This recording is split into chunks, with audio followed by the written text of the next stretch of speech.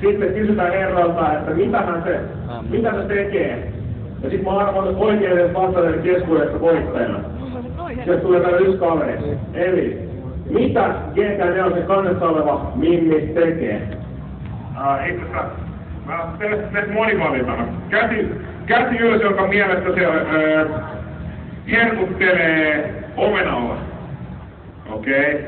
Käsi, jonka mielestä se ottaa jotain poskeen. Ja pienen mielestä siellä on jotain punaista suussa. No niin, kaikki tiedät. Eli se pitää tikkari huuleen. Jotenkin nyt mä arvotaan siis kavereita, kuka saa GT4. Ootko se äkki yli 12 vuotta? Se näet nuorelta, ootko se varmasti? Okei. Paperit tiskiin, mennäs, ensin että telkä mennä hissun vaapalla kissan elinkeeli, viipeli, vaapeli, jotain muuta, ole hyvä. Mutta odottakaa se niinku pois, kun olette hyviä tietäjiä, niin mä annan sille kaikille myöskin palkinnon. Guinnessin Gamers Edition kirjaa tästä messiin. Tulkapa hakemaan, että tarvitaan ulos, ottakaa se kirja messiin. Siinä aloitetaan kohta varsinainen laji, mutta sitä ennen mä ajattelin, että voisi vähän lämmitellä.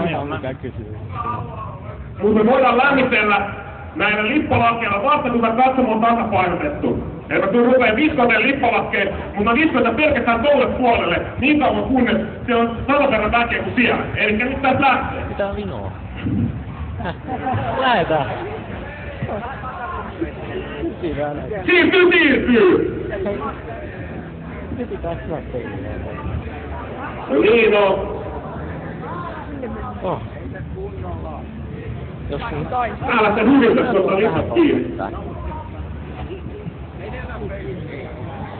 No joo. No se varmasti jonkun tyhmyys tiivistyy, eli sillä puolella enemmän, niin se häviää. Katsotaan, miten menee rajalinja. Tästä menee paperi, kun nanu, ja toinen menee sitten poikittain siellä. Takavasemmalla tai oikea teksti katsotaan, te olette ryhmä 1. Nostetaa ykkös käsi ylös. Loistavaa. Ryhmä 2, käsi ylös.